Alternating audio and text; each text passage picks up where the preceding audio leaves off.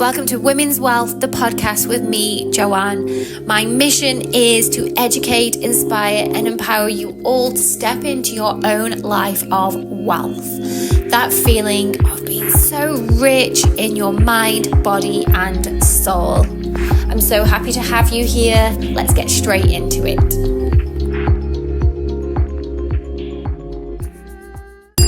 Hello, beautiful people. Welcome back to another episode of Women's Wealth, the podcast with me, Joanne. I'm so happy to have you here. I'm going to try and get straight into it today because I feel like I have a lot to talk about. So I do want to keep it in 30 minutes. Now, yes, I'm only going to be talking about one thing today. And can I talk about it for 30 or minutes or more? Yes, I do think I can. If you didn't listen to the last episode, why not? No, I'm joking. If you didn't listen to the last episode, I do urge you just to go and recap, go back and have a listen, because I'm sharing over the next 4 weeks a deep dive into our inner seasons. So our winter, our inner spring, our inner summer, and then our inner autumn. I go over in the last episode what that actually means and take a deep dive into our winter. So our winter is our bleed. So obviously roughly on average, we have our 28-day cycle. Winter is day 1 to day 7 on average. And I do talk about these averages in that episode. So go and have a listen. You'll learn all about how your intuition is high during your bleed and how we need to rest, recover, and restore at this time. Because then, once we've been through that phase every single month, we come into our inner spring. Now, word of caution, our inner spring, we start to have obviously a shift within our hormones. So when we enter our winter, our estrogen, our progesterone, and our testosterone are quite low. So that is why we feel or can feel tired. We can feel emotional. We can feel, God, all of the things. I remember recording the podcast. I was in my autumn. And in the last podcast, if you listen, I do make an apology to my podcast editor because I was really tongue-tied. And this is another thing that can happen when our hormones are changing, that, we might have brain fog. We might get our words mixed up. And, we might think like, oh my God, what is happening? The amount of times especially when I was going through my health anxiety, thinking, I've got dementia. I've got something coming. Something's wrong with my memory. I'm getting all my words mixed up. It's just the change in your hormones. It can affect you in a variety of ways. As we enter our spring, our estrogen levels start to rise. Now, estrogen is one of the hormones I feel is more on the streets, I guess. People talk about having estrogen overload or estrogen imbalance. This is because it is the hormone that we obviously need to, if we're trying, we need this if we're going to get pregnant.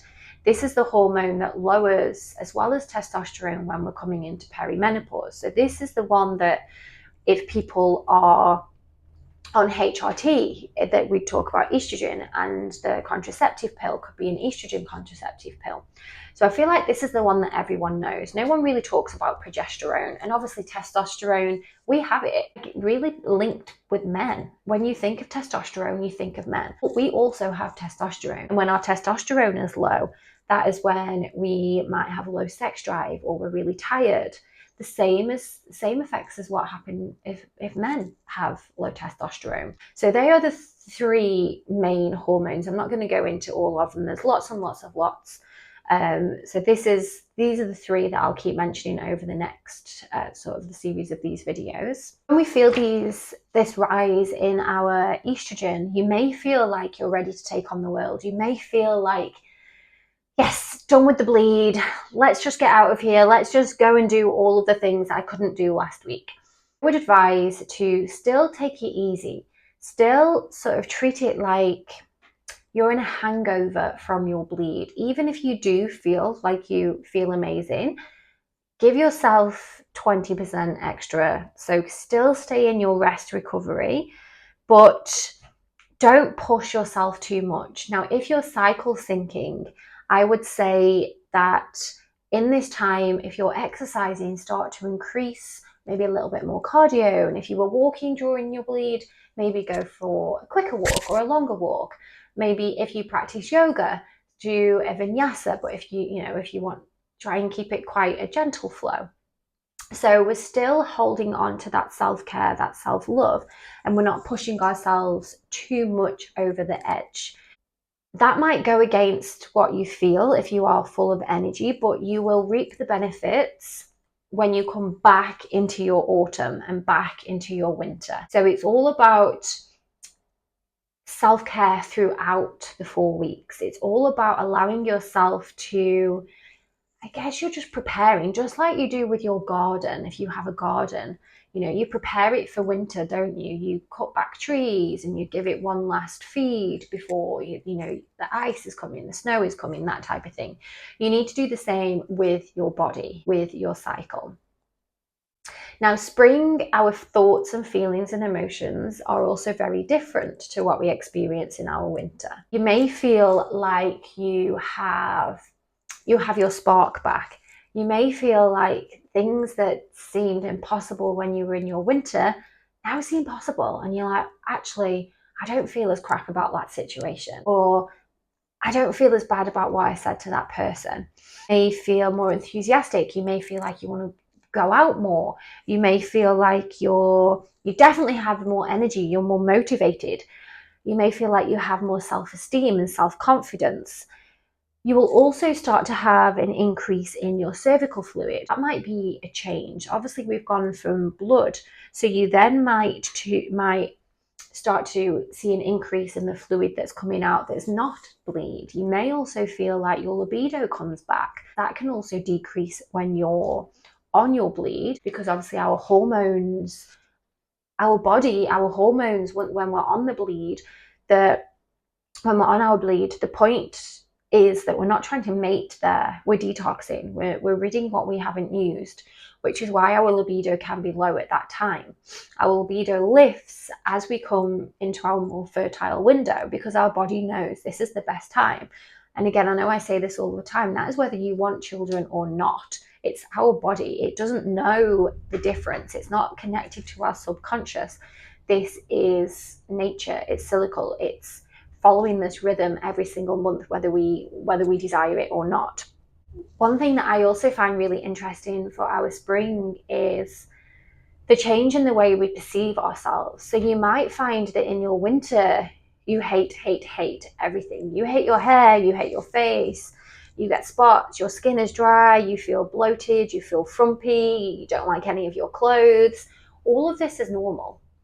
All of these things, and I always ask my friends when they say that I just feel shit, I feel fat, I feel ugly, I hate my hair, I hate my eyes, do I need Botox, do I need filler? I'm like, are you due on your period or on your bleed? Most of the time they say yes. I'm like, right, okay, take a step back, wait until next week, wait until you're feeling better about your appearance when you're in your inner spring, and then review, because it's the worst time when you're in your winter to make those decisions, because you're going to look at yourself in a very different light.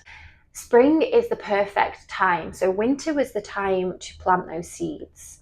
Spring is the time when we emerge, and that can be the same with the seeds we've planted during winter. So remember I said in winter, bleed on it, any decisions. Think about things that you want to put into place. It's the perfect time to do this. Spring is when we can grow. We have the energy, we have the motivation, we have an increased interest in the world. It's the perfect time to do this, energy-wise, motivation-wise, hormone-wise. And you might also find that, just using my last podcast as the example, when I kept forgetting what I was talking about and I lost track, and even though that was my autumn, I'm just coming up to my bleed now, that you find when you're in your spring that even your mental agility increases. Our memory improves. And this is going back to what I've just said before of, it's your cycle affects you in many different ways that we don't even think about. So no, you're not going crazy. It's just your hormones changing. And if you have a look where you are in your cycle, if you're in your autumn or your winter, That explains why you forgot to take the rubbish out. That explains why you put the milk in the oven. It's nothing else. It may be that you're also physically tired, but again, because your hormones, your estrogen levels, your testosterone and your progesterone levels are so low.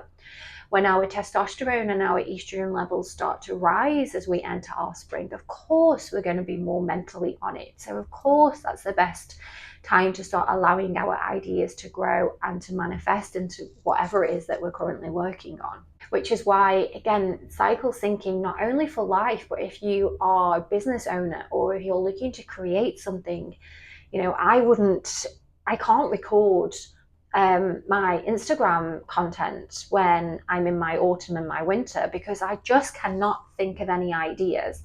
In my spring, in my summer, give me my phone, camera, few sounds, and I am on it. I can create a month's worth of content in one day. And that's what I try to do. I won't make any content now until 2 weeks' time, because I know that my creative juices are not going to be flowing. My mental agility is not going to be the best because my hormone levels are decreasing. So I spoke about superpowers with our bleed. So the superpowers for our spring are as follows. We feel like we're ready to grow. We feel like we have a lot of possibilities with us. Spring is when shoots pop up out of the ground, and I want you to see yourself as one of these shoots. It's brand new beginnings, new opportunities, taking a leap, putting plans in place, having a look at things that you need to change, really using this time to reflect. See it as every single spring that it's a growth period, the same as planting the seeds in your garden. And I know I always refer back to the garden and nature and plants, but that's because we are the same. We are one with them. So you've planted your seeds in the winter, in your spring, you're allowing them to bloom. That is a superpower that we have every single cycle. It's a perfect time as well to build and expand. Your energy and your stamina are on the up. This is the perfect time to start a new habit, try a new class, go out and see friends who you haven't seen for a while. Seeing your estrogen as a fertilizer that is helping you to grow and shoot and expand and make your garden look amazing. But again, coming back to that self-care aspect as well, making sure that you've allowed yourself to recover from your bleed, you've had that rest, and you're still very aware of your self-care, making sure that you're still getting enough sleep, you're still eating your leafy greens and including seeds in your diet. And I'll talk about diet a little bit later as well for our spring. And another superpower here is that we can explore, we can play. And I know I've just mentioned, trying a new class, but, enter your spring with a childlike curiosity. This is a really amazing time to connect to your inner child. What does she want? What does she need? Is there anything that you can do that's going to support her? Maybe even doing some inner child work. A really nice exercise that I like to do is thinking about, so for me, I love roller skating. It's one thing that I loved doing when I was younger, and obviously growing older, this was something I stepped away from, didn't do too much, and until the last couple of years when I purchased some skates, roller skates, again as an adult. So when I feel like I need to connect to my inner child, I literally put my skates on and I go for a skate. Or I might go for a bike ride, or I might go for a swim. And, those things that I loved doing when I was younger, I make sure that once I'm out of my bleed and I have that extra energy, that I use this energy to connect with my inner child in my springtime. Now, things that we need to look out for in spring, if we are still tired, if we feel like we still need that extra sleep from our winter, that could possibly suggest that you haven't been nurturing and loving your body as much as you should do in your winter. Did you allow yourself time to slow down? Because if you don't, you will find that you're chasing your tail with that throughout your cycle.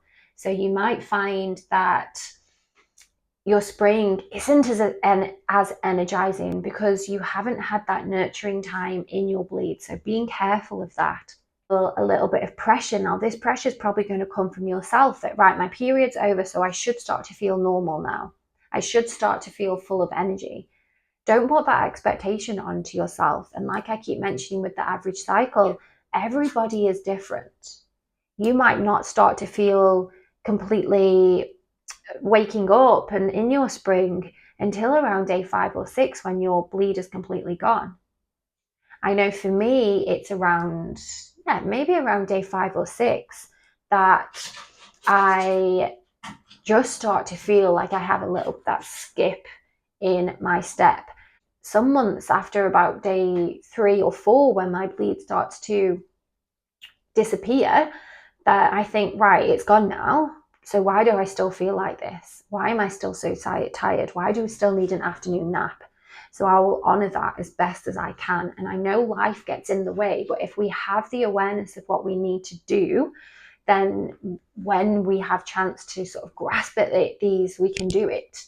If we don't have this awareness, we're just going to go through every single day expecting the same outcome when we don't have the same income. I guess I can't think of the word there, but we're not going to be able to give the same every single day because of the rise and the fall of our hormone levels. Okay, I just want to talk a little bit about seed cycling while we're here.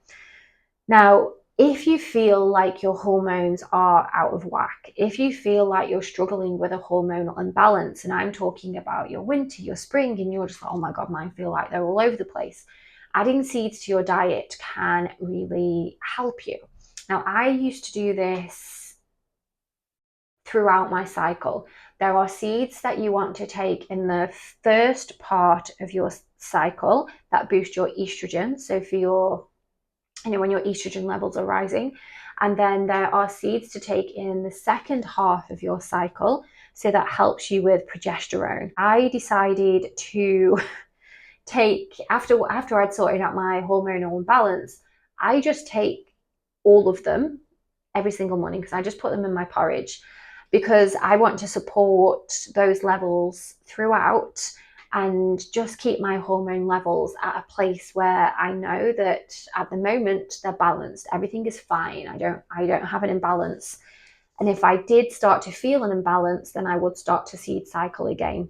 Now, just a little bit of an overview here. Again, this is trial and error for you. The seeds, sorry, I'm just reading from my notes here because I forget which one. So the seeds for our days 1 to 14. So if you're not bleeding, this would be from the new moon to the full moon. Flax seeds, pumpkin seeds, they will naturally increase estrogen levels. Pumpkin seeds are high in zinc, which supports your progesterone. I take pumpkin and flax every single day. I also take these ones too. So again, you can do it every day or you can cycle sync to begin with.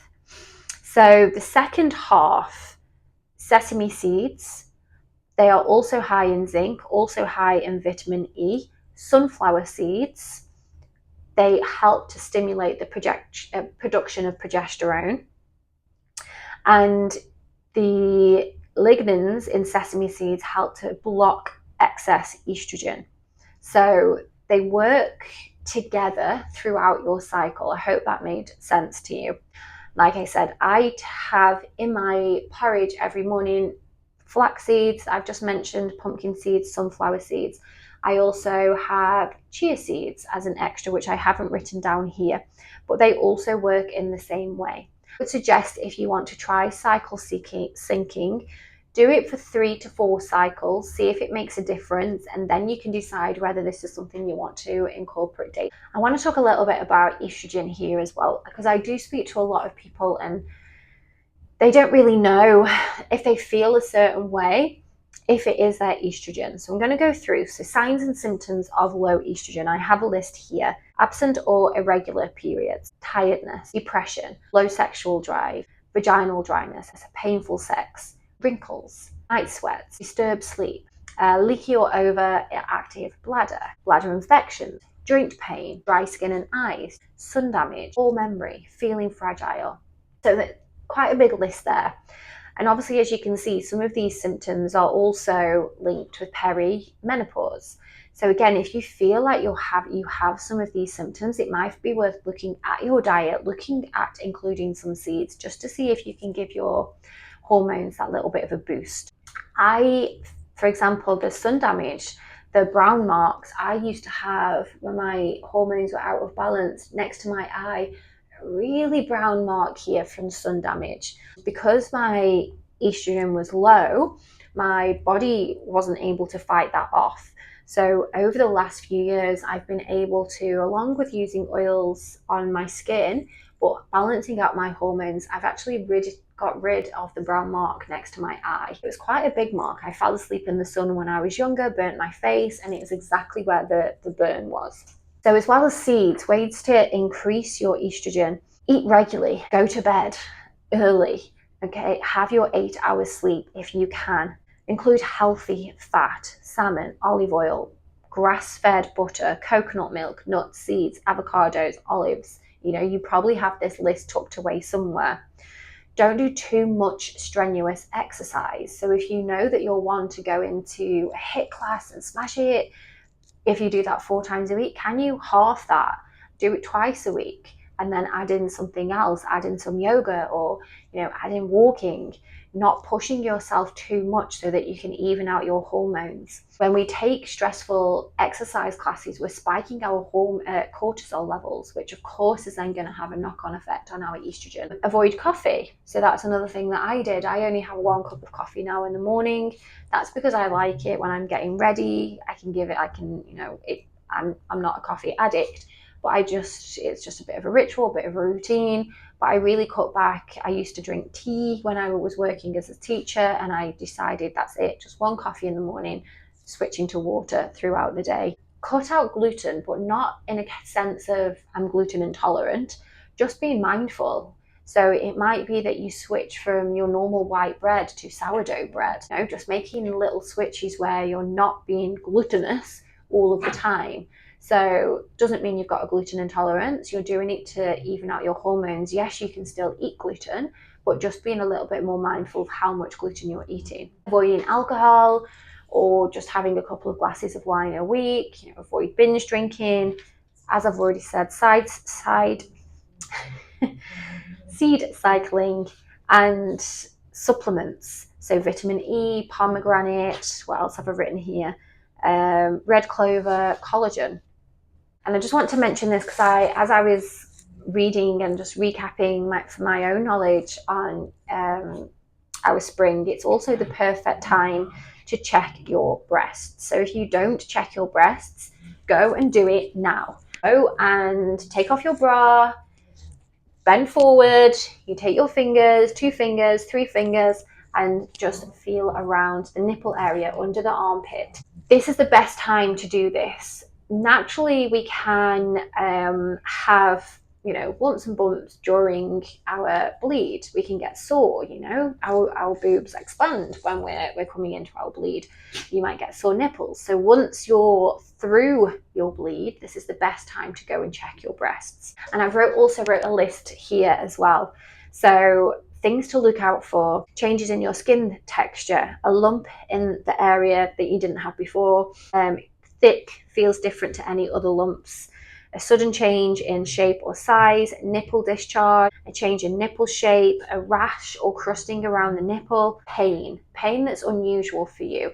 So if they're aching or one of them's aching, that go and check for yourself, and if you're concerned, go and see a GP. Your breast tissue also comes all the way up to your collarbone. Oops, I just hit my microphone. All the way up to your collarbone and under your armpit.